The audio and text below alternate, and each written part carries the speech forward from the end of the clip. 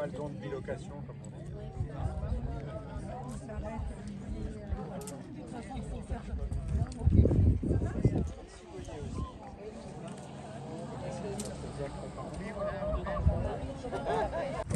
Monseigneur,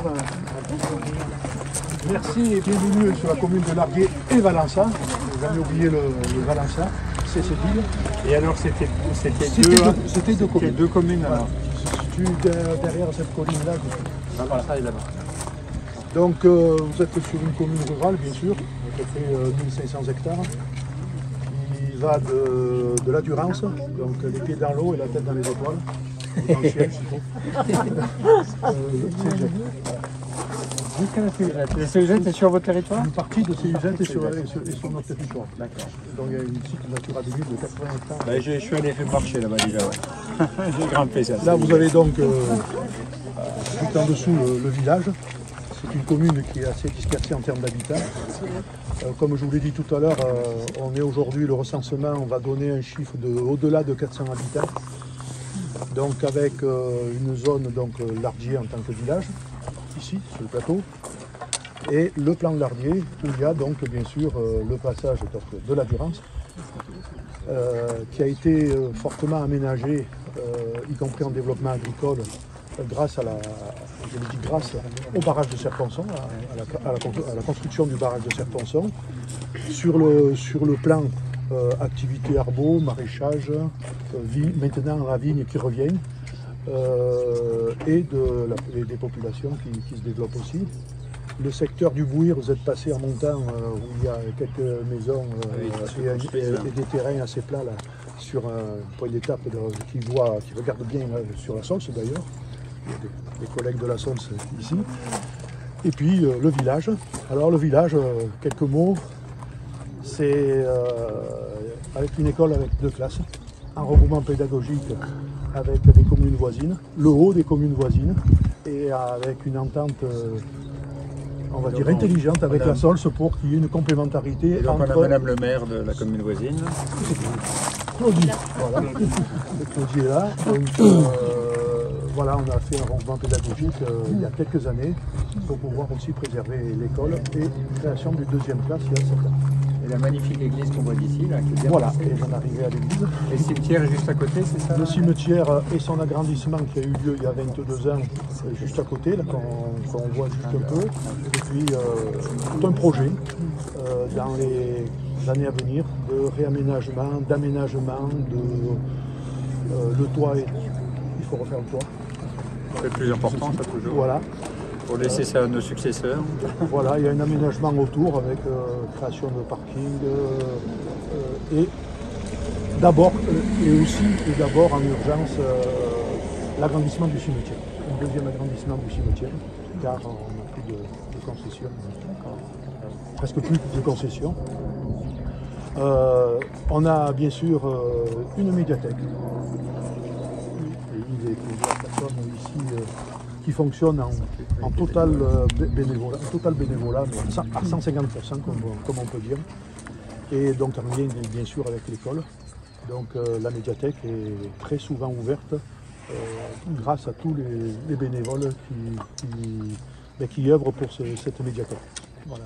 Une médiathèque qui a été inaugurée, je ne sais plus la date. 2000. D'accord. Ben, merci beaucoup, voilà, monsieur le maire. En quelques mots. Présentation. Bon, l'économie quand même, agriculture, élevage, arboriculture, maraîchage, vigne. Et puis en zone d'activité, donc on a une vingtaine d'entreprises installées aujourd'hui, avec 230-240 salariés sur les 2 zones d'activité qui sont au sud, avec des activités de transformation de plaquettes en bois, une entreprise qui a un certain nombre de salariés, un laboratoire de transformation de produits bio qui vend des produits sur l'ensemble du monde, de la planète, donc avec plus de 40 salariés. Ils sont partis à 2, ils sont 40, mais un peu plus. Voilà un peu rapidement ce territoire qui essaye de s'organiser pour préparer l'avenir, un avenir qui existe et qu'il faut être volontaires grâce en particulier à tous les jeunes qui sont présents sur la commune. Alors, Merci, en tout cas, merci, dernier monsieur le mot, maire. merci d'être venu et c'est vraiment un plaisir pour nous de vous accueillir. Et merci à votre curé qui m'a invité. Voilà, alors le père Tran est toujours présent et puis on tient bien sûr. Et on va lui laisser la parole maintenant pour qu'il nous présente la suite. Et donc, il y a le bonheur d'être bien sûr là-haut pour célébrer la messe ensemble, mais il y a aussi le bonheur de marcher ensemble. Donc, pendant le marche, vous pouvez parler, discuter avec. Oui, enfin, si la montée elle est comme ça, moi je peux pas trop causer en montant. Alors Yves va nous conduire, comme on dit. Voilà, c'est ça. Et à un moment donné, on va s'arrêter, il va nous présenter un certain nombre de choses, c'est-à-dire l'ancien village qui s'appelle Vière. Vraiment, c'est grâce à Yves que ce pèlerinage a été réétabli. Voilà. C'est grâce à un certain nombre de personnes. Malheureusement, Bernard, qui était aussi à l'origine, maintenant est malade et il ne peut plus se déplacer. Mais On va prier pour lui. voilà, tout à fait. Tout à fait. Alors si c'est un pèlerinage, on peut commencer par un signe de croix pour ceux parmi nous qui sont chrétiens. Au nom du Père, du Fils et du Saint-Esprit. Amen. Voilà, c'est Monique. Moi, je suis derrière. Faites le chêne berger derrière. Voilà.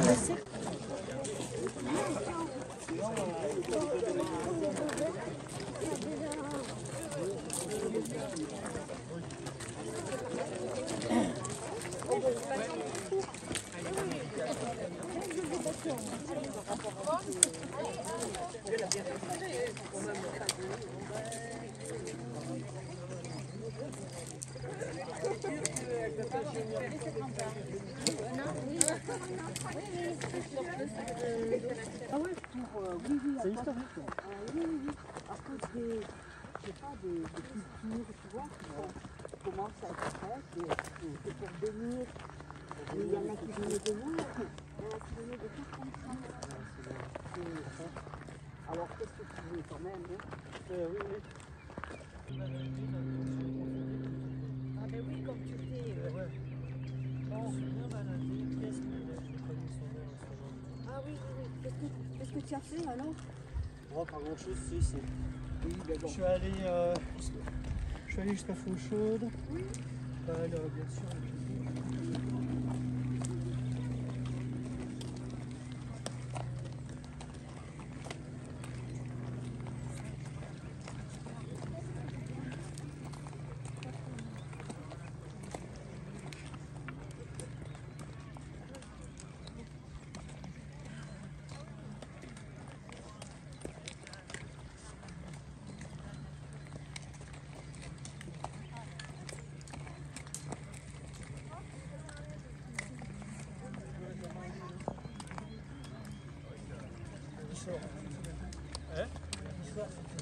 Qui sort? On m'a dit qu'il voulait même plus se lever. Avec ce beau temps, c'est.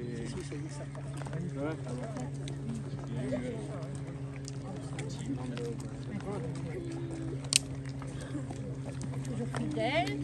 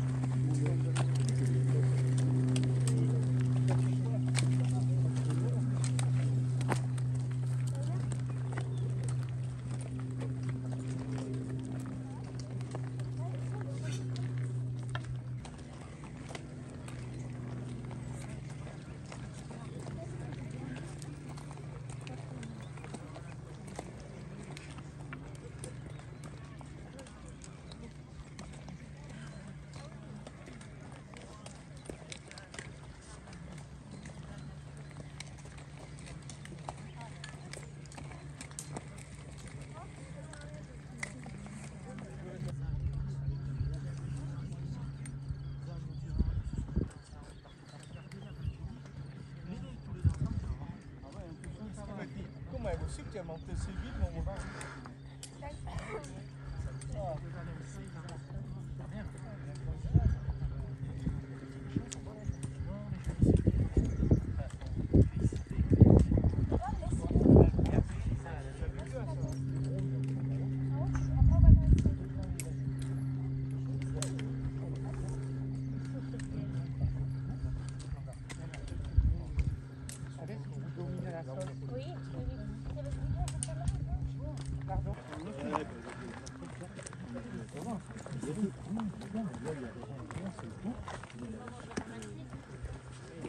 Les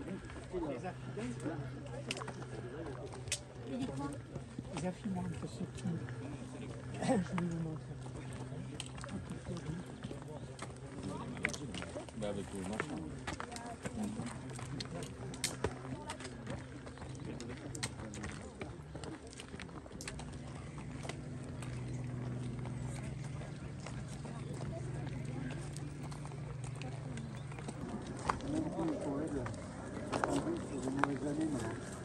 Avant, vous vous rappelez, quand il y avait des bonnes et des mauvaises années. On disait que telle année a été bonne pour le vin, telle année. Aujourd'hui, c'est tellement...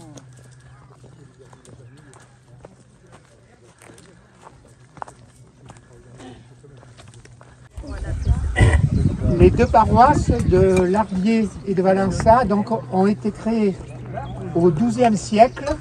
Vous m'entendez? Oui, Ça va? oui. Ont été créées au XIIe siècle par les moines de l'île Barbe. L'île Barbe, c'est une île, oui c'est ça, c'est une île qui est juste avant Lyon. Et il y avait une abbaye qui a pris beaucoup d'importance. En particulier, elle avait été dotée d'une magnifique bibliothèque par Charlemagne. Et cette abbaye a créé énormément dans le bas Dauphiné, dont nous faisions partie, des paroisses. Donc, il y avait deux paroisses bien distinctes, la paroisse de Lardier et la paroisse de Valença. Beaucoup plus tard, nous verrons, elles ont été réunies en une seule paroisse. On est sûr de cette information parce qu'elle a été confirmée par une bulle du pape Lucius III.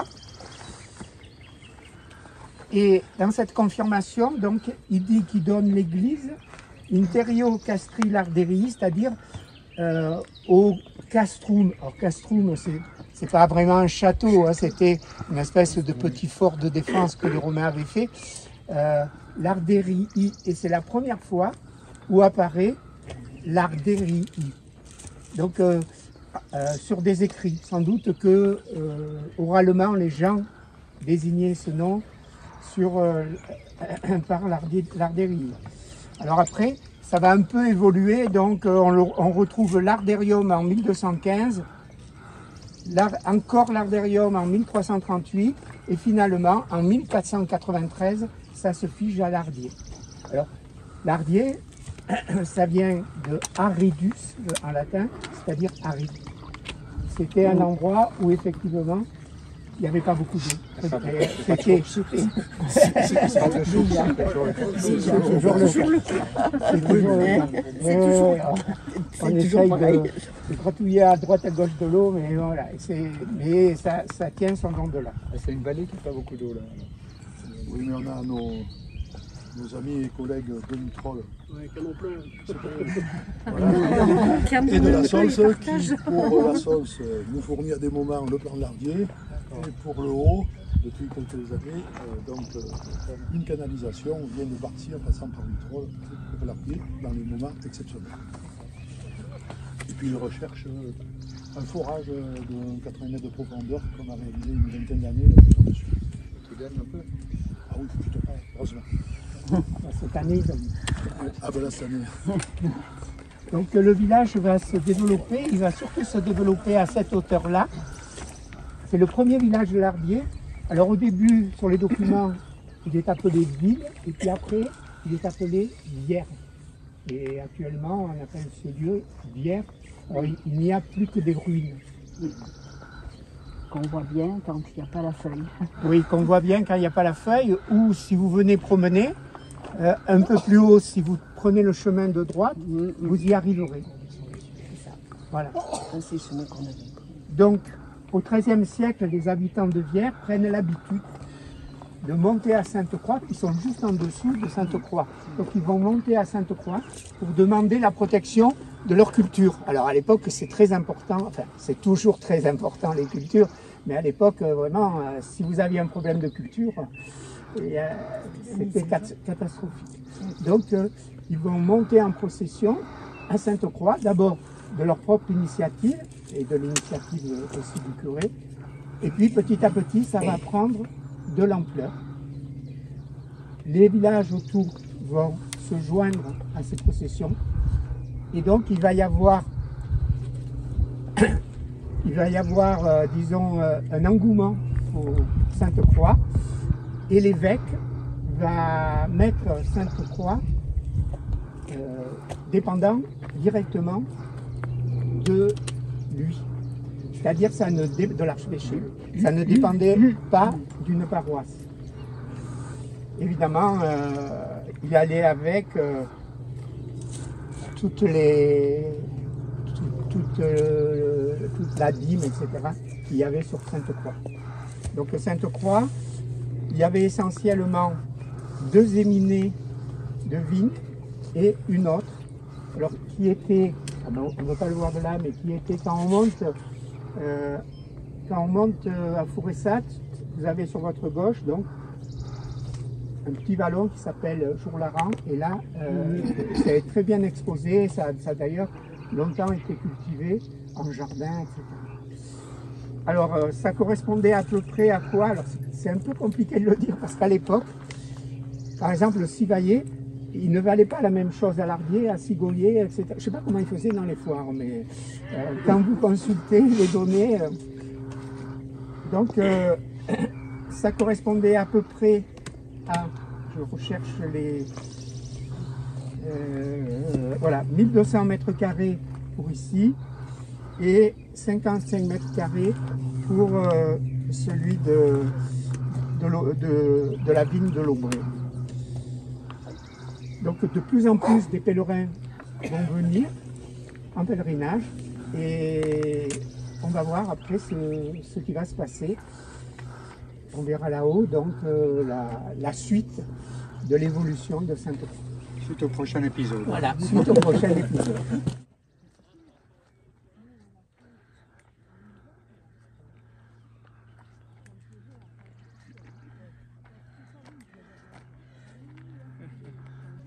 Bon, il n'y a plus que celle-là, la vérité.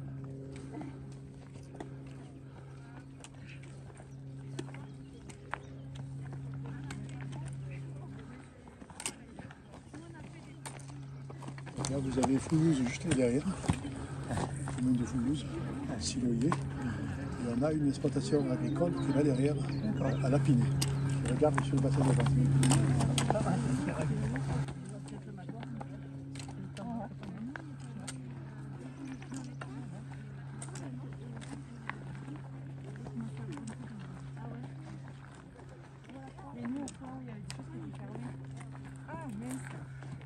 Dans les villages, c'est super animé et tout, avec la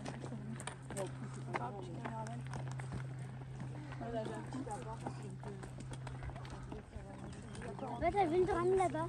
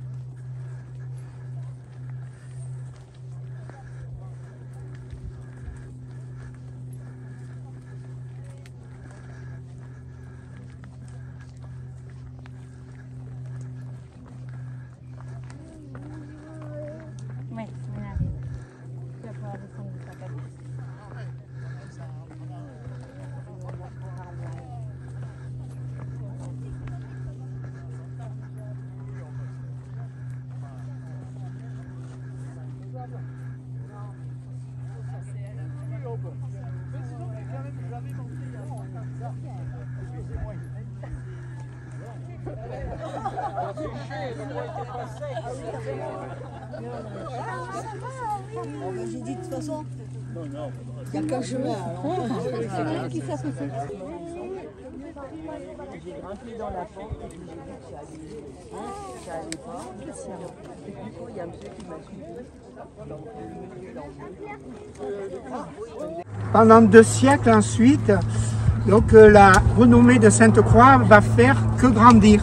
Alors elle grandit en particulier parce que à Sainte-Croix, il y avait une relique de la croix. D'où venait cette relique? Pour l'instant, on n'a pas trouvé. Donc il y a 2 solutions. Soit c'était une relique qui provenait des reliques que Sainte Hélène avait distribuées. Sainte Hélène, c'était la mère de l'empereur Constantin, du romain empereur Constantin. Et elle a trouvé, elle a fait faire des recherches, voilà, à Jérusalem, et donc ils ont trouvé 3 croix. Et donc Sainte Hélène a, alors bon, il y a ça, je sais pas si c'est vrai, si c'est pas vrai. Ils savaient pas laquelle était celle du Christ et celle, voilà. Et donc ils ont amené une dame qui était très très malade et on lui a fait toucher les 3 croix. Et quand elle a touché la bonne croix, enfin la croix du Christ, à ce moment-là, elle a été guérie. Donc ça, bon, c'est raconté dans les écrits, mais on ne sait pas si c'est vrai ou si c'est pas vrai. Donc, elle a ensuite amené cette croix à Constantinople et elle l'a dispersée un peu dans toute l'Europe. Le problème, c'est que avoir une croix, c'était vraiment une croix. Avoir une petite relique de la croix, c'était très important pour les différentes basiliques, les différents monastères, etc. Et donc, il s'est développé tout un commerce à travers ça, et on ne sait plus très bien maintenant si c'est des morceaux de la vraie croix ou pas. Donc, pendant 2 siècles, les processions vont augmenter. D'ailleurs, on trouve dans les archives un relevé du curé qui dit qu'il a noté 7 processions un dimanche. C'est-à-dire les gens venaient de tout, dont une de Carpentras. Malheureusement, à la fin du XVe siècle, l'esprit va un peu changer et Sainte-Croix, pour attirer de plus en plus de monde, disons que va se diversifier, et il semble que celui qui dans les écrits est désigné comme le sacristain en ait un peu profité, et voilà, il répandait la légende que ça guérissait les aveugles, etc., etc. Donc il y avait beaucoup de monde qui montait et il en tirait un peu profit. Le témoignage précis que nous avons de ce qui se passait au XVe siècle, c'est un témoignage de Guillaume Farel. Je ne sais pas si vous connaissez Guillaume Farel. Guillaume Farel, c'est un des réformateurs des Hautes-Alpes, c'est-à-dire c'était un protestant. Et donc il est venu, quand il était petit, ses parents étaient catholiques et lui était catholique, et donc il est venu à l'âge de 14 ans à Sainte-Croix, dans un pèlerinage, et donc lui, par écrit, il a transcrit ce qu'il voyait. Alors, c'est peut-être aussi sujet à caution, vu qu'il était protestant et évidemment, il ne croyait pas au pouvoir des reliques, etc., etc. Donc, dans son texte, effectivement, il va raconter la guérison Guillaume Farel, d'un enfant malade, et la guérison d'un aveugle qui avait les yeux couverts, il écrit de mailles blanches, c'est-à-dire d'écailles blanches. Et il ajoute par un homme coquin en ces lieux. Donc voilà, donc, on ne sait pas bien. Ensuite, arrivent les guerres de religion, et évidemment, Sainte-Croix, ça ne va plus être le souci des gens. Le souci, c'était surtout de se protéger. À l'Ardier, l'Ardier n'a pas été touché vraiment par les guerres de religion, mais que ce soit à Tallard, il y avait un certain nombre de combats, hein, même à Tallard, vraiment des combats très importants, en particulier menés par Lesdiguières, qui, entre nous, par la suite, va se convertir au catholicisme. On pense que c'est pour devenir connétable. C'est-à-dire qu'il ne pouvait pas devenir connétable s'il n'était pas catholique. Donc, bon, voilà. Et donc, le prieuré va petit à petit tomber en ruine.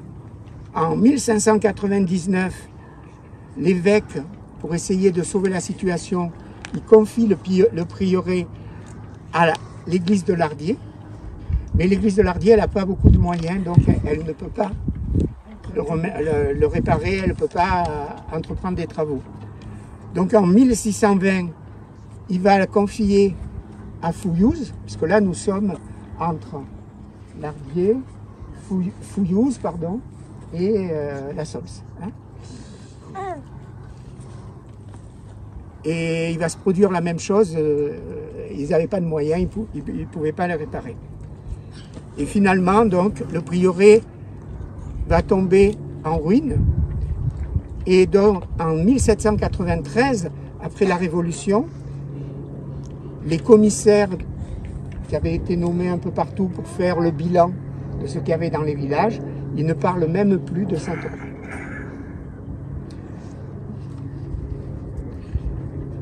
Il va falloir attendre pas mal de siècles pour que de nouvelles croix soient mises en place. Donc ici la croix de la Sols. Tu veux dire un mot sur la croix de la Sols? Oui, donc c'est M. Pelouse qui était gravement malade et il a dit, bon, si je guéris, je donnerai la croix à la Sols. Voilà. Voilà. Donc il l'a fait. Il l'a fait. Parole, Dans quelles années ça? Dans quelles années? C'était 1800, entre 1800 et 1900. Oui, c'est le 19e siècle. Oui. Je sais pas si c'est fin 19e. Et au même moment, donc, monsieur Robert c'est son nom de famille, hein, Théodore, va faire monter une croix, donc la croix de l'Ardier tournée vers l'Ardier. Le 7 novembre 1986, les 6 enfants de l'école, à l'école il n'y avait que 6 enfants à l'époque, les 6 enfants de l'école participent à la rénovation donc de cette croix. Le matériel est amené par hélicoptère, par la LAT. La LAT, c'est aviation légère de l'armée de terre. Voilà. Donc le matériel est amené par la LAT et donc ils vont rénover parce que la croix n'était pas fixée assez solidement. Et ils vont mettre dans ce socle, ils vont mettre des pièces de monnaie, des petits messages, etc. Et le 14 mai 1987, l'année d'après, donc c'est la même chose pour la croix de l'Ardier. Alors, ici, il y avait un évêque, effectivement, hier soir j'ai regardé les photos, on voit un évêque avec un petit calot rouge, mais on ne sait pas exactement le nom de l'évêque, parce qu'on hésite entre deux. C'est qui? C'est qui? Et c'est qui? Donc il faudrait qu'on arrive à trouver avec les archives. L'année, quoi. Parce que le problème, c'est l'année, c'est vraiment l'année de changement. A priori, c'est Monseigneur Segui qui marchait plutôt ailleurs. On m'a dit plutôt Monseigneur Segui qui marchait. Et après, il est venu avec l'Autain qui est décédé il y a 2 ans maintenant. Qui était juste avant, bon, ça c'était bon. Voilà. Et donc ensuite, il y a 6 ans, donc, le père Crane était sur la place et je ne sais pas ce que j'allais faire, peut-être vider mes poubelles. Et voilà. Et quand je rencontre quelqu'un, j'aime bien lui parler. Mais je ne savais pas que le père Trans était le curé de la paroisse. Et donc on a discuté et je lui ai montré, sur la place on voit bien Sainte-Croix, je lui ai montré Sainte-Croix et je lui ai dit 2 mots dessus. Et donc il a dit, il faut qu'on relance ça. Et donc du coup, voilà, on essaye de relancer ça. Donc cette année, c'est la 6e montée à Sainte-Croix. Et de plus en plus nombreux. Oui. Et la plus jeune, à quel âge alors là? Bravo, félicitations. Elle est montée à pied ou sur les bras ou dans le sac à dos? Dans le sac à dos là. Et la plus âgée qui est la doyenne ou le doyen? C'est peut-être Denis. La doyenne ou le doyen? Quel âge il a le doyen? Quel âge? C'est Denis, pardon. 86. On va tous à 86 ans monter là. Et ils montent chaque année. Hein. 1 an à 86 ans. C'est beau ça. La doyenne, c'est dessus. Et la doyenne, c'est vous après là? Non, je ne suis pas la doyenne, c'est 84. 84. Alors, comment est-ce qu'on reconnaît un évêque? Comment on appelle ça? Alors, tu as remarqué, c'est un bâton de marche. Ah oui. Voilà, je suis monté avec. Et si je rajoute ça qui était dans le sac à dos, ça fait une crosse. Et ça rappelle quoi ça? Qu'est-ce qui porte une crosse comme métier? Le berger. Sauf que le berger, il la porte dans l'autre sens. Et ça sert à accrocher les animaux. C'est ça. Attraper, oui. Et c'est toujours actuel, hein? Voilà. Pourquoi? Tout simplement parce que le peuple juif était un peuple à l'origine de nomades, d'éleveurs. Hein, et donc ils avaient beaucoup de troupeaux de toutes sortes. Et donc ils avaient aussi des bâtons pour attraper leurs animaux. Ensuite, alors c'est pas rouge, c'est violet. Parce que je ne suis pas cardinal. Rouge, c'est cardinal. Voilà. Et puis par-dessus, on appelle ça la mitre. Alors la mitre, je ne connais pas toute l'histoire, parce qu'il me semble que ça vient du chapeau du grand prêtre au temple de Jérusalem. Mais après, il faudrait vérifier comment c'est arrivé jusqu'à nous. Il y a un penseur français qui s'appelait André Frossard. Il disait que c'était comme un bec, vous voyez, tourné vers les nourritures du ciel. Voilà. Après, il y a quoi d'autre? Il y a une croix pectorale sur les pectoraux. Donc ça, c'est la croix de la montagne, comme la crosse de la montagne en bois, parce qu'elle fait bing, bing, bing, non, ça va. Et puis il y a aussi un anneau pastoral. Alors ça, c'est mon anneau des montagnes, parce que si je le perds, c'est pas trop grave. Je ne vais pas perdre l'anneau de mon ordination d'évêque. Voilà. Voilà, comme ça, vous avez tous les... ce qui permet de repérer un évêque.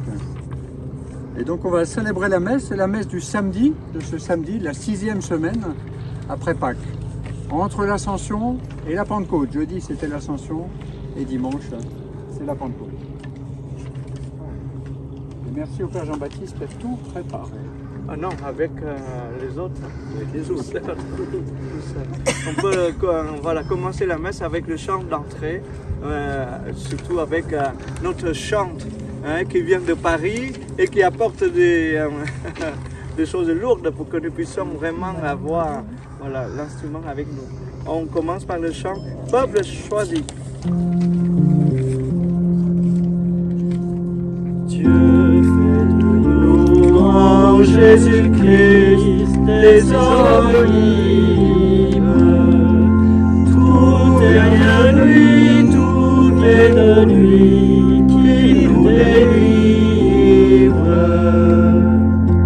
Peuple de Dieu, reçois de lui ta renaissance. Comme un pasteur, il te conduit où tout est grâce.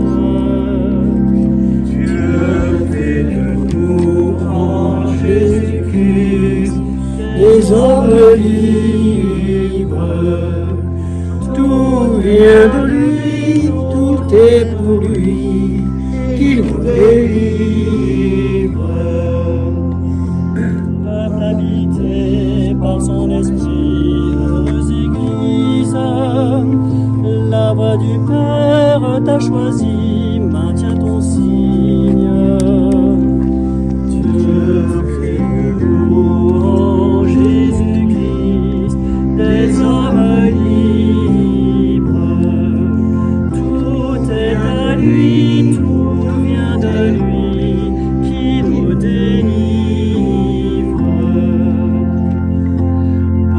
choisi pour annoncer une espérance.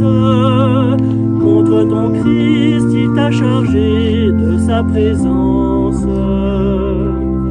Dieu fait de nous en Jésus-Christ des hommes libres. Tout est de lui, tout est de lui qui nous délivre.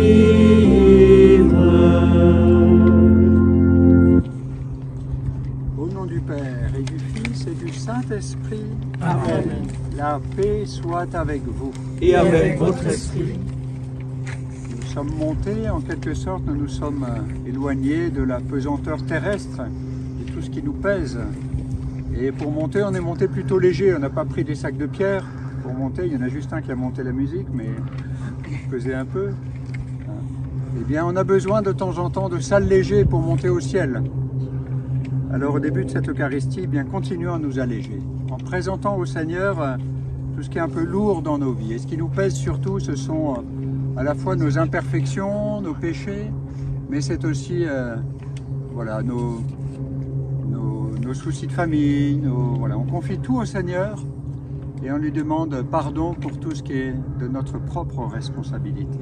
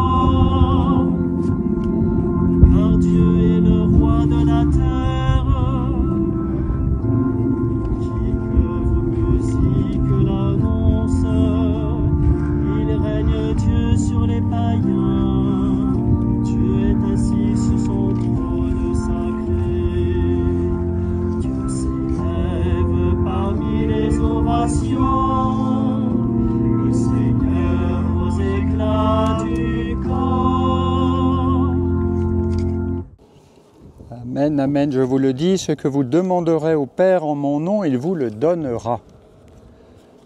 Vos ancêtres montaient bien ici pour demander quelque chose.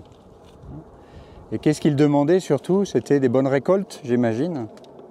C'était d'éviter la sécheresse. Vous me rappeliez que c'était un pays sec, d'éviter la sécheresse. J'ai une petite blague, je peux vous la dire, vous m'en voudrez pas? Bon, on va couper au montage après alors. On m'a raconté cette blague dans la vallée, je crois que c'est à Nevache là-haut. Un temps de sécheresse. Et alors les hommes disent à leurs femmes, parce qu'il paraît que la religion c'est toujours des histoires de femmes. Bon. Ils disent à leurs femmes, mesdames, vous montez là-haut, là, au pèlerinage, et vous priez pour qu'il pleuve. Les femmes prennent leur courage à deux mains, elles montent, il fait chaud. Elles redescendent, il fait encore plus chaud, c'est toujours la sécheresse. Les hommes disent, bon allez on y va. Et puis pour être sûr que ça marche, on y va pieds nus. Ils montent pieds nus là-haut, ils redescendent et là c'est des trompes d'eau. Là, alors ils disent, bon la prochaine fois on gardera les chaussettes. Hein. Bon, c'était la blague, n'y voyez aucune leçon de morale ou autre, c'est une blague. Hein. On ferme la parenthèse, on coupera au montage. Ce qu'il faut garder quand même, c'est que, comment dire ça? La prière, ça ne nous dédouane pas de notre propre responsabilité. Hein, c'est quand même ça qu'il faut garder, quoi, notre propre responsabilité. Et on le sait, par exemple, pour les questions de sécheresse, eh bien, on essaye de ne pas gaspiller l'eau, on essaye de ne pas artificialiser les sols, etc., quoi. On a aussi notre propre responsabilité sur le dérèglement climatique. On le sait, hein, et donc voilà, on s'engage aussi. Ça n'empêche pas, voilà, on prie aussi le Seigneur de nous aider. Et il peut nous aider, et il peut nous aider. Vous voyez, même Guillaume Farel a donc été témoin d'une guérison miraculeuse. Et donc, Dieu peut nous aider aussi. Hein. Et dans la prière de notre Père, qui est vraiment le trésor des chrétiens, c'est la plus grande des prières, elle nous a été enseignée par Jésus lui-même. Hein. En fait, il y a beaucoup de demandes, yes. Beaucoup de demandes. Voyez. Les premières demandes, elles sont par rapport à Dieu, que ton nom soit sanctifié, que ton règne vienne, que ta volonté soit faite sur la terre comme au ciel, donc toi. Et la deuxième partie, donne-nous aujourd'hui notre pain de ce jour, pardonne-nous nos offenses, comme nous pardonnons, ne nous laisse pas entrer en tentation, etc. Nous. Voyez. Donc la première partie, c'est d'abord se mettre en présence de Dieu et dire au Seigneur que nous croyons en lui. Et puis la deuxième partie, c'est lui porter notre vie, avec tous nos besoins. Et dans le pain quotidien, ce n'est pas que le pain du boulanger, et derrière, c'est tout ce qui nous permet de vivre pour cette journée-là. Donc l'importance de cette prière de demande. Et tout à l'heure, on va garder un petit temps de silence après mes quelques mots là. Et ben, je vous inviterai dans votre cœur à ne pas hésiter à laisser monter vers Dieu telle ou telle demande de votre cœur. Situation professionnelle, situation de famille, situation de santé, situation du monde, dans la commune, dans les communes, etc. Gardez ce temps pour porter au Seigneur tout ça. Mais ce qui ne nous dédouane pas de travailler concrètement à ce que l'on doit faire. Alors, vous demanderez au Père en mon nom. C'est quoi le nom de Jésus? Qu'est-ce que ça veut dire Jésus? Jésus, qu'est-ce que ça veut dire Jésus. Ici, on a appris tout à l'heure lardier, ça vient de aride, hein, voilà. Et Jésus, c'est en hébreu, la racine en hébreu, c'est Dieu sauve. Dieu sauve. Jésus est Dieu qui sauve. Hein. Et on va comprendre un peu plus en reprenant les autres textes. Le premier texte est tiré du livre des Actes des Apôtres. C'est dans la deuxième partie de la Bible, le Nouveau Testament. Vous savez que la Bible, c'est une bibliothèque, hein, avec beaucoup de livres bout à bout. La deuxième partie, juste après les évangiles. 4 évangiles, puis les Actes des Apôtres. Et les Actes des Apôtres ont été écrits par le même auteur, Saint Luc, qui a écrit un des évangiles. Et il raconte la vie de la première communauté chrétienne. Entre l'Ascension, puisqu'il raconte l'Ascension aussi, entre l'Ascension, la Pentecôte et après. Hein, donc on est dans ces temps-là. Là, voyez. Et qu'est-ce qui se passe là? Qu'est-ce qui se passe? Ah ben, on a toute l'histoire de Saint Paul, et là c'est exceptionnel. Hein. Les vies de Saint Paul, c'est incroyable. L'aventure de Saint Paul, les nombreux voyages de Saint Paul à travers tout le bassin méditerranéen. Donc là, il vient de parcourir le pays des Galates, la Phrygie. Et puis, il accueille tout d'un coup un Apollos, qui est originaire d'Alexandrie, en Égypte, là, qui est un juif qui vient d'arriver. Et alors, on nous dit, il avait été instruit du chemin du Seigneur dans la ferveur de l'esprit. Il avait été instruit du chemin du Seigneur dans la ferveur de l'esprit. En résumé, c'est l'Esprit Saint qui avait touché son cœur. Oui. Il n'était pas chrétien, il est devenu chrétien, c'est-à-dire croyant au Christ après. Oui. Et là, actuellement, il y a un phénomène, je ne sais pas si vous avez lu ça dans la presse, qui se passe dans notre Église catholique, c'est qu'on a une multiplication des baptêmes d'adultes. Et même sur le diocèse de Gap, où les chiffres, comme on n'est pas très nombreux en population, ça ne paraît pas important, mais on est passé de 8 baptêmes d'adultes à 11 baptêmes d'adultes en un an. L'an prochain, il y en aura encore plus. Mais dans les grandes villes, c'est des centaines en plus, quoi. Vous voyez. Donc c'est une augmentation très importante. Et des gens qui débarquent, on ne sait d'où, quoi. En fait, ils ont été touchés par le Seigneur chez eux, directement. Et dans le diocèse, on en a 2 qui viennent de la foi musulmane, voyez, avec des choses incroyables, quoi. Voyez. Souvent, chez les anciens musulmans, ce sont des songes. Ils ont eu des songes, c'est la Sainte Vierge ou le Christ qui leur est apparu en songe. Voilà. Voyez. Donc on a actuellement beaucoup de ça. Mais ils arrivent chez nous, ben en fait c'est comme Apollos. Hein. Donc lui, il avait commencé à être enseigné, il parlait même de Jésus, mais il connaissait comme baptême que celui de Jean le Baptiste. Jean le baptiseur. Jean qui était le cousin germain de Jésus, hein, le fils d'Élisabeth. Cousin issu de Germain, la cousine de Marie. Et Jean, il baptisait, il faisait ce qu'on appelle un baptême de conversion, qui était une tradition chez les Juifs. Symboliquement, et c'est un peu naturel, prendre une douche, c'est pour se laver. Hein, voilà. Et ben, le baptême, c'était un baptême de purification. On laissait dans l'eau un peu tout le mal qu'on avait fait, si vous voulez. Donc il y avait ce baptême de purification qui existait, qui est toujours, on pourrait dire, une partie de notre baptême chrétien. Mais il manque la suite. Quand on est plongé dans l'eau, on ne reste pas dans l'eau. Dans l'eau, on est comme mort. Sous l'eau, on ne respire plus, on ressort. Et là, on aspire. Et on aspire quoi? On aspire la vie de Dieu. Et c'est ce qui se passe là après. Alors, ce qui est très beau, il se mit à parler, etc. Priscille et Aquila, c'était un couple qui s'était converti. On a quelques couples comme ça dans la Bible dont on connaît les noms. Et je trouve que c'est très beau pour vous qui êtes en couple. Hein. Un couple qui ont suivi Jésus là. Ils le prirent à part et lui exposèrent avec plus de précision le chemin de Dieu. En gros, ils lui font faire ce qu'on appelle aujourd'hui dans l'Église un chemin de catéchuménat. C'est-à-dire, ce sont des personnes qui ont donc été touchées par Dieu et qui après font tout un chemin qui s'adapte à la vie des personnes, au chemin, à la vitesse des personnes. Il y en a pour qui ça peut être 2 ans, d'autres ça peut être 3 ans, voire plus, etc. Vous connaissez la différence entre l'Église catholique et une secte? La secte, c'est très facile d'y rentrer, par contre en sortir, il y a du dégât, hein. Compliqué d'en sortir. Hein. L'Église catholique, c'est difficile d'y rentrer. Il y a ce chemin du catéchuménat qui prend 2 ans, 3 ans. Et vous avez sur la paroisse, il y a un jeune qui a été baptisé. Ça a été combien de temps son catéchuménat? 2 ans? Combien de temps il a fait avant d'être baptisé? 2 ans. 2 ans de catéchuménat. 2 ans. 2 ans de catéchuménat. Voilà. Voilà. Il faut du temps. Parce qu'il faut du temps pour entrer dans le mystère de notre foi. Et quand on dit mystère, c'est pas un truc qu'on ne peut pas comprendre. C'est un truc qu'on n'a jamais fini de comprendre, qu'on doit travailler toujours plus. Alors on va rentrer dans le mystère un peu avec l'évangile, la suite de l'évangile. Qu'est-ce que dit Jésus après leur avoir dit de demander?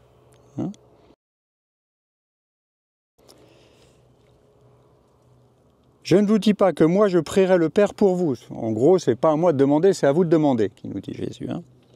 Car le Père lui-même vous aime parce que vous m'avez aimé et que vous avez cru que c'est de Dieu que je suis sorti. Et l'Apollos, là, Apollos, c'est ça qu'il avait cru déjà. Que Jésus était le Fils de Dieu. Vous avez cru que c'est de Dieu. Vous avez aimé Jésus et donc le Père vous aime. Moi, je trouve que c'est beau de se dire ça. Nous qui croyons, qui êtes croyants en Jésus-Christ, rien qu'à cause de notre foi, eh bien le Père nous aime. Le Père nous aime. Là. Nous sommes aimés infiniment du Père. Vous avez cru que c'est de Dieu que je suis sorti, c'est ce qu'on appelle le mouvement descendant. Jésus qui était Dieu auprès du Père de toute éternité, a pris un corps humain, est descendu dans notre nature humaine. Il a souffert dans les montagnes, là-bas en Terre Sainte. Il a souffert de la chaleur, il a eu soif. Il a pris un corps humain, il est mort avec son corps humain. Et on parlait de la croix tout à l'heure, ou des 3 croix, le Christ et les 2 larrons autour. Et aussi, je suis sorti du Père, je suis venu dans le monde, et maintenant, il annonce sa mort en fait. Je quitte le monde et je pars vers le Père. Je quitte le monde et je pars vers le Père. Et en fait, un chrétien, il est invité à faire la même chose, en quelque sorte. C'est-à-dire à rentrer dans ce mouvement, on est dans le monde, et après on part vers le Père. Et le ciel dans lequel on est, là, on pourrait dire, là, symboliquement, parce que le ciel, c'est pas le ciel derrière les nuages. Le ciel, c'est le monde de Dieu. Hein, c'est au-delà de la nature humaine, surnaturel, le monde de Dieu. Et ce ciel, on est invité à y aller avec lui, à monter avec lui. Et quand on accompagne un frère ou une sœur à la fin de sa vie terrestre, qui monte vers le ciel, pour nous, on est pris entre deux sentiments. À la fois, c'est la grande tristesse, parfois la souffrance très forte, etc., hein, de cette séparation. Et en même temps, il y a une paix profonde, au plus profond intérieur. On sait que la personne, si elle accueille l'amour du Père, la miséricorde du Père, eh bien, elle va être dans le ciel avec Dieu, avec tous ceux qui l'ont précédé. Et on est invité à faire ce mouvement-là ensemble. Et donc, comme Apollos a dû être enseigné de toute la foi chrétienne, nous aussi, petit à petit, on découvre la foi en Jésus et profondément qui est Jésus, une des trois personnes de la Trinité, et la foi en la Sainte Trinité. Alors, et je vais terminer par ça, c'est une invitation pour chacun d'entre nous à continuer à travailler sa foi, à creuser sa foi.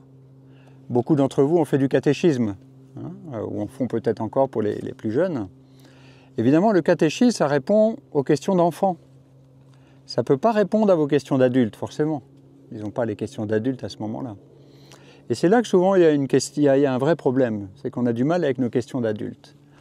Or, notre foi, elle est intelligente. Voyez. Notre foi, elle est basée sur la réflexion à partir des Écritures. Voyez. Et donc on est invité à continuer à creuser. Et c'est ce qu'on appelle la formation permanente des adultes. Vous qui êtes encore dans les métiers ou qui l'avez vécu en permanence, vous avez dû vous recycler, vous reformer, même vous qui êtes dans la technique, bientôt vos films, vous les ferez avec l'intelligence artificielle, etc. Quoi. Voyez. Ben, il faut en permanence se mettre à jour. Et bien dans notre foi, c'est ça. Et pourquoi? Pas parce qu'il y a des nouveautés. Notre foi, la révélation, on dit elle est close, elle est terminée, mais parce qu'on n'a jamais fini de la découvrir. Et c'est ça qui est formidable. Donc on est en train de travailler sur le diocèse tout un programme de formation pour adultes, pour les chrétiens adultes. Et votre curé vous transmettra tout cela avec différentes choses. Vous aurez par exemple un cycle de formation de base pour les chrétiens sur, je crois que c'est 6 samedis. Vous voyez, 6 samedis entiers. Ah, c'est engageant, hein?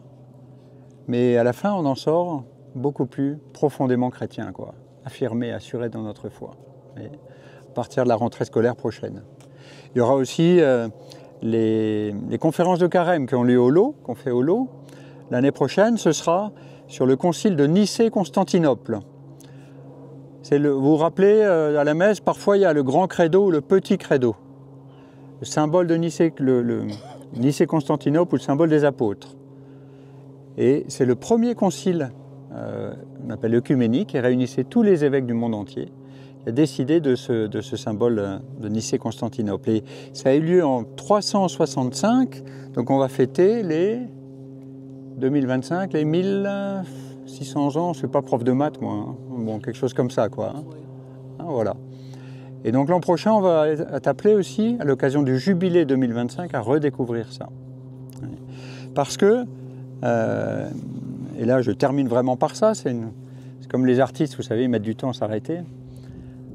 2025, le dernier jubilé c'était l'an 2000, le prochain ça sera 2050. Je ne sais pas si on y sera tous en 2050, autant en profiter l'an prochain. Hein. C'est une tradition qui vient de la Bible, où, selon les Écritures, c'était tous les 50 ans, et dans l'Église, on aime bien faire la fête, donc on a mis tous les 25 ans. Celui avant l'an 2000, c'est 1975, 1950, les plus anciens ont connu tout ça. Et donc on est en train de préparer tout ça. Le pape, jeudi dernier, a signé ce qu'on appelle la bulle d'indiction. Ça n'a rien à voir avec votre plaque à induction, c'est la bulle d'indiction. Je ne sais même pas ce que ça veut dire d'ailleurs, enfin, ce que le pape nous dit en gros, quoi, sur le jubilé 2025. On va être invité à lire ça et le thème, c'est « Pèlerin de l'espérance ». Et tout à l'heure, j'ai salué avant de partir le maire de votre collègue de la Saulce, là, et on se partageait que notre monde manquait vraiment d'espérance, quoi. Et c'est vrai que si on écoute, comme moi, embrasant la radio tous les matins, on sort un peu déprimé à chaque fois, hein. Entre effectivement le dérèglement climatique, la guerre en Ukraine, la Chine qui menace Taïwan, enfin ouais, il y a de quoi, notre planète a de quoi exploser pas mal de fois en fait. Hein. Et comment garder l'espérance par rapport à ça? Et le pape a une phrase, j'ai pas lu toute la lettre encore, j'ai pas eu le temps là, mais j'ai lu un passage où il dit notre monde ne va pas vers l'abîme. Et je trouve cette phrase, elle est importante. Notre monde ne va pas vers l'abîme. Ça, c'est l'espérance chrétienne. Et pour deux raisons. La première raison, c'est que, comme je le disais tout à l'heure, notre prière, notre foi, elle ne nous dédouane pas de notre propre responsabilité.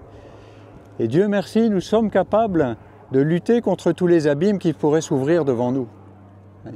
Mais d'autre part, on a confiance en Dieu, que Dieu aime infiniment cette humanité et cette création qu'il a créée lui-même. Et c'est ensemble, avec Dieu, qu'effectivement le monde ne va pas vers l'abîme. Et puis, ultimement, nous savons que le monde va vers Dieu, pour être plongé dans la Sainte Trinité. Voilà, si vous reteniez qu'une chose de tout ce que je vous ai dit, cette parole du pape, notre monde ne va pas vers l'abîme. Ça, c'est vraiment notre certitude, notre joie profonde, notre paix profonde. Amen. Les puissances d'en haut et les anges dans le ciel chantent sans fin l'hymne de ta gloire.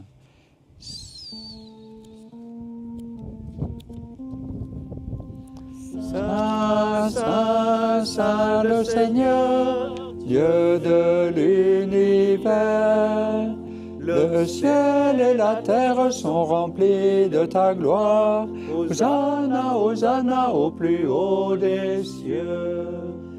Saint, Saint, Saint le Seigneur, Dieu de l'univers.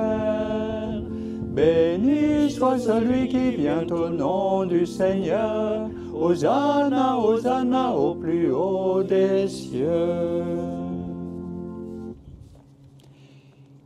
Toi qui es vraiment saint, toi qui es la source de toute sainteté, Seigneur, nous t'en prions. Sanctifie ces offrandes en répandant sur elles ton esprit, qu'elles deviennent pour nous le corps et le sang de Jésus le Christ, notre Seigneur. Vous pouvez me le lever, parce que sinon je ne vois pas. Au moment d'être livré et d'entrer librement dans sa passion, il prit le pain, il rendit grâce, il le rompit et le donna à ses disciples en disant « Prenez et mangez-en tous, ceci est mon corps livré pour vous. »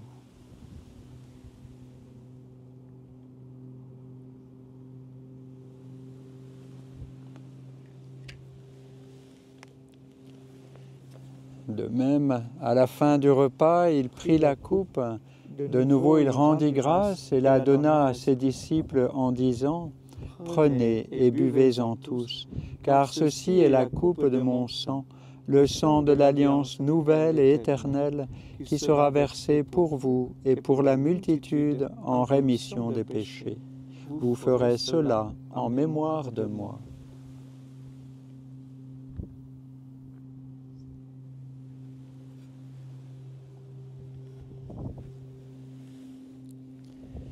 Depuis notre baptême, nous sommes devenus réellement fils et filles bien-aimés du Père. Et c'est avec une grande confiance que nous nous adressons à lui ainsi. Notre Père, qui es aux cieux, que ton nom soit sanctifié, que ton règne vienne, que ta volonté soit faite sur la terre comme au ciel. Donne-nous aujourd'hui notre pain de ce jour. Pardonne-nous nos offenses, comme nous pardonnons aussi à ceux qui nous ont offensés. Et ne nous laisse pas entrer en tentation, mais délivre-nous du mal.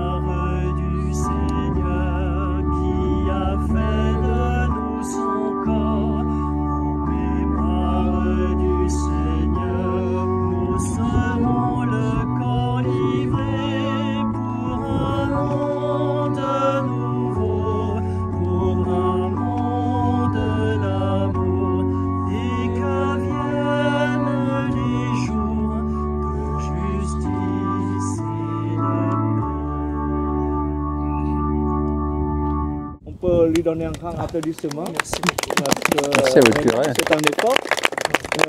Parce que la semaine dernière, il était déjà avec nous.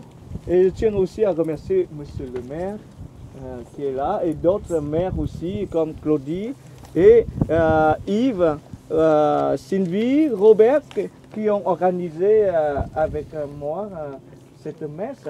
Merci pour monter cette bel hôtel, parce qu'avec, ce n'est pas seulement une belle table, mais la décoration. Et si j'oublie d'autres, comme Monique ou aussi notre musicien ou tant d'autres, je suis bien désolé, mais je suis très content de vous voir aussi nombreux aujourd'hui dans ce pèlerinage. Et j'espère que l'année prochaine, avec ou sans évêque, vous serez aussi nombreux que cette fois-ci, parce que c'est vraiment, vous voyez, une très belle tradition.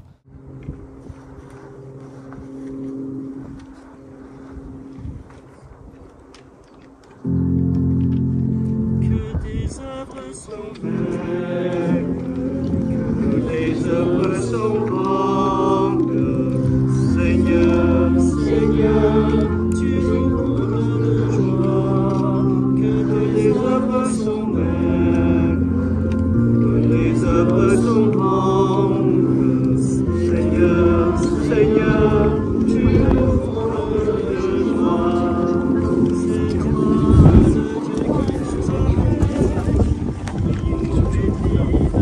Robert et Simé au pied.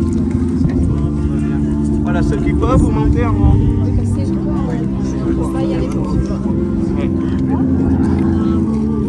Voilà, allez.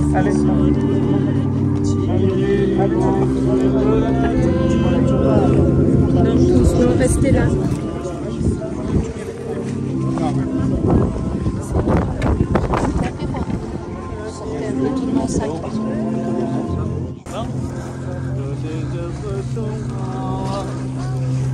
Seigneur, Seigneur, tu nous combles de joie.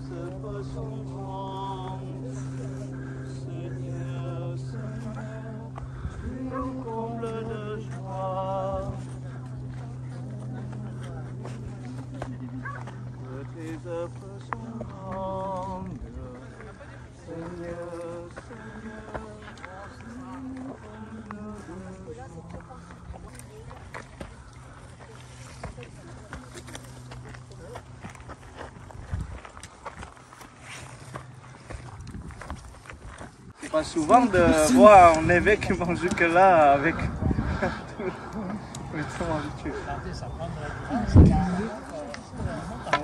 Allez Seigneur, viens bénir tous les chauds, mais aussi tous les habitants qui sont au-dessus de nous.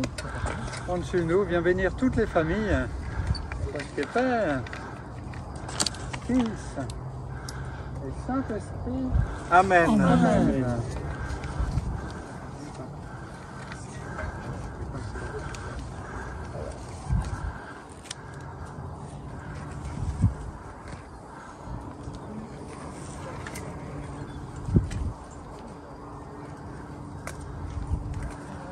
Seigneur, nous avons reçu les dons qui nous ont fait participer au Saint-Mystère. Et nous te prions humblement, ton Fils nous a demandé de les célébrer en mémoire de lui, qu'ils augmentent en nous la charité par le Christ notre Seigneur. Amen. Allez dans la paix du Christ. Nous rendons grâce à Dieu. Je vous salue, Marie comblée de grâce, le Seigneur est avec vous. Vous êtes bénie entre toutes les femmes, et Jésus, votre enfant, est béni. Sainte Marie, Mère de Dieu, priez pour nous pauvres pécheurs, maintenant et à l'heure de la mort. Amen, Amen, Alléluia. Victoire, tu régneras, ô roi, tu nous sauveras. Rayonne sur le monde, qui cherche la vérité. Ô croix, source féconde, l'amour et de liberté. Victoire, tu régneras, ô croix, tu nous sauveras. Et donne la vaillance aux pauvres et aux malheureux. C'est toi notre espérance qui nous mènera vers Dieu. Victoire, tu régneras, ô croix, tu nous sauveras. Et donc l'école qui est au milieu de ce petite maison, qui est le centre village, c'est-à-dire ce gros bâtiment avec les toits complètement turcs, avec les façades blanches.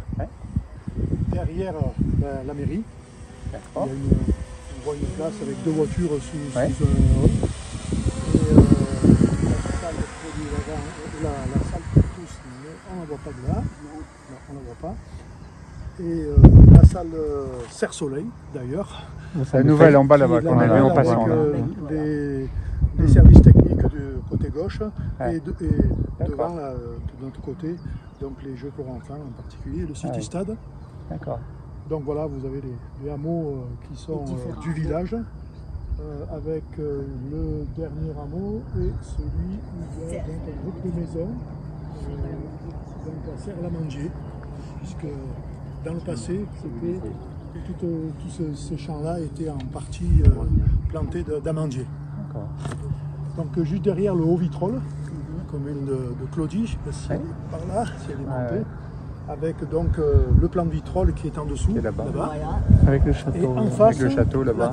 Et en face, la commune donc, de Barcelonnette, avec Esparan, mais on ne voit pas le village, on voit les... On voit pas Esparan. Si, on voit 2-3 maisons complètement en ras du rocher, vers la droite. Et après, Espréau, au-dessus encore là-bas. Espréau est encore plus haut, à 7-8 km d'Esparan. Ensuite, dans la plaine, vous avez donc le canal EDF qui a été réalisé en 1974. Le second, parce que le premier a été réalisé dans les années 1920, juste après-guerre. Ah oui, il y en a eu un avant. Oui, et il prenait place, l'autoroute a pris sa place en particulier sur la commune de l'Artier là-dessous. Ah d'accord. On a récupéré l'emplacement de l'ancien canal EDF. Je savais pas qu'il y avait un premier canal. Voilà. 1920, 22, 24, etc. Et l'autoroute depuis une vingtaine d'années, qui est donc parallèle, si on veut, du canal EDF, et la route nationale qui est la route Napoléon. Et la Durance qui est, vous voyez couler, avec un débit assez important en ce moment du fait de la quantité importante d'eau à Serponçon, mais aussi en stock sur les montagnes, puisqu'on a de l'ordre, dans certaines montagnes, on est à 12 à 14 mètres de cumulé.